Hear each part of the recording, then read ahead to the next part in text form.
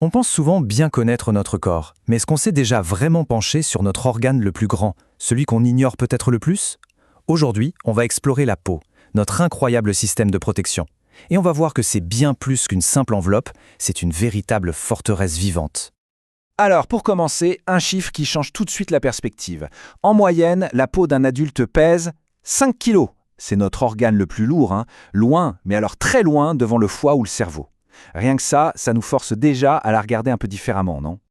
Alors, au programme de notre petite visite guidée, d'abord, on va voir pourquoi c'est l'organe le plus grand. Ensuite, on plongera dans ses couches, l'épiderme, ce bouclier externe, puis le derme, le réseau juste en dessous. On découvrira ses 6 super pouvoirs, oui, et on terminera avec ce qu'on voit tous les jours, la couleur, les poils et les ongles. Allez, c'est parti pour la première section, l'organe le plus grand de notre corps. Et comme on le disait, c'est bien plus qu'une simple enveloppe. Bon, le nom un peu savant pour tout ça, c'est le système tégumentaire. Ça vient du latin tegumentum, qui veut dire couverture. Assez logique finalement. Mais attention, ce système, ça n'est pas juste la peau. Ça inclut aussi tout ce qui va avec. Les poils, les ongles, les glandes, tout le package. Et là, visuellement, c'est sans appel. La peau, avec ses 5 kilos en moyenne, écrase littéralement les autres organes, même des poids lourds comme le foie ou le cerveau. On parle d'environ 7% de notre masse corporelle totale. Ce n'est clairement pas un figurant, c'est l'un des acteurs principaux de notre biologie. Bon, maintenant qu'on a vu la vue d'ensemble, on va zoomer sur la couche la plus externe, l'épiderme. C'est notre première ligne de défense. Imaginez vraiment le mur d'enceinte d'une forteresse, c'est exactement ça. Et de quoi est fait ce fameux mur? Eh bien, à 90%, ce sont des kératinocytes. Ce sont littéralement les briques qui donnent toute sa résistance à la peau. À côté de ça, on a les mélanocytes, qui eux sont nos fabricants de crème solaire maison. Ils produisent la mélanine. Et puis un tout petit pourcentage de cellules immunitaires et sensorielles qui patrouillent. La vie d'une cellule de peau, c'est un voyage vraiment incroyable. Tout commence tout en bas, dans la couche basale. Là, elle naît. Puis, petit à petit, elle mûrit et elle est poussée vers le haut par les nouvelles générations. Pendant son ascension, elle se remplit d'une protéine super solide, la kératine. Et enfin, elle arrive tout en haut, à la surface, pour former la couche protectrice finale avant d'être éliminée. Et une autre fonction absolument capitale de l'épiderme, c'est qu'il nous rend imperméables. Il libère une sorte de ciment lipidique entre les cellules. Ce ciment fait 2 choses. Il empêche l'eau de notre corps de s'évaporer, super important pour ne pas se déshydrater, et il bloque l'entrée des substances étrangères. C'est un vrai joint d'étanchéité. Ok, on a vu le mur d'enceinte, l'épiderme, maintenant passons la porte et allons voir ce qu'il y a derrière. Bienvenue dans le derme. Si l'épiderme est le bouclier, le derme c'est un peu la ville super active qui se trouve juste en dessous.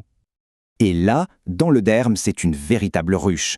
On y trouve les vaisseaux sanguins, les autoroutes qui amènent les nutriments. Il y a les nerfs, nos lignes de communication avec le monde extérieur. On a les follicules pileux, les usines à poils, et toutes sortes de glandes, les services publics de la peau.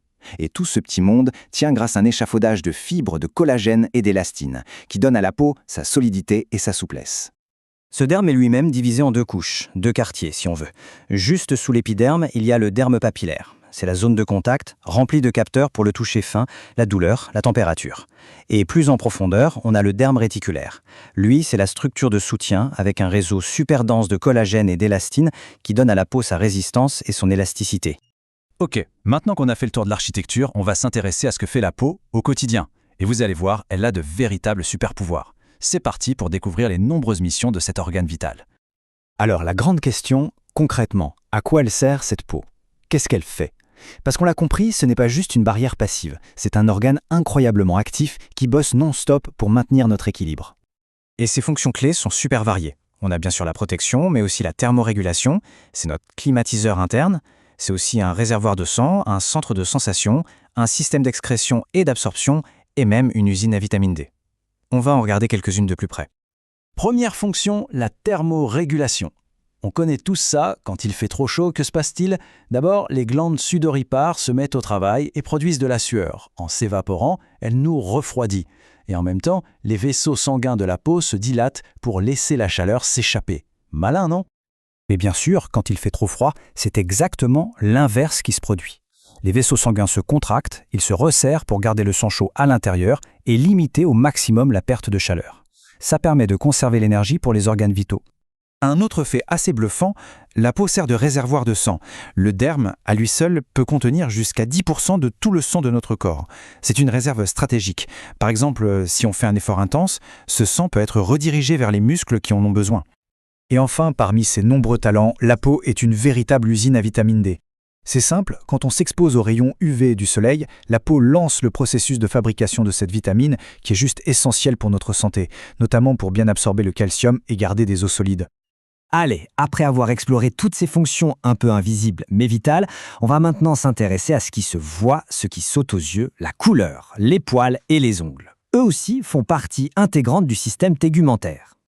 Alors, la couleur de la peau, c'est en fait le résultat d'un cocktail de 3 pigments. Le principal, c'est la mélanine, produite par nos fameux mélanocytes. C'est elle qui donne les tons bruns, noirs, beige et qui nous protège des UV. Ensuite, il y a l'hémoglobine, le pigment rouge de notre sang, qui donne les tons rosés qu'on peut voir. Et enfin, le carotène, qui vient de ce qu'on mange, comme les carottes, et qui peut donner une légère teinte jaune-orangé. Et puis, il y a les annexes de la peau. Les poils, par exemple, qui ne sont pas juste là pour faire joli, ils protègent du soleil et ils isolent un peu du froid. Les ongles, eux, c'est des protections renforcées pour le bout de nos doigts et de nos orteils, des zones super sensibles. Et bien sûr, les glandes, qui sécrètent la sueur pour nous refroidir, ou le sébum, cette huile naturelle qui protège et imperméabilise notre peau. Bon, pour résumer cette visite guidée, qu'est-ce qu'on doit retenir ? Premièrement, que la peau est un organe immense, complexe, avec plusieurs couches. Deuxièmement, que c'est une barrière super dynamique, qui protège mais qui régule aussi activement plein de choses. C'est aussi une usine vitale qui fabrique des vitamines. Et enfin, c'est notre interface principale avec le monde qui nous entoure. Et tout ça, ça nous amène à une dernière petite réflexion. Cet organe incroyable travaille pour nous sans relâche, 24 heures sur 24, 7 jours sur 7. La vraie question, au fond, c'est qu'est-ce qu'on fait nous pour le protéger en retour ? C'est une pensée à garder en tête la prochaine fois qu'on sort au soleil ou qu'on choisit un savon.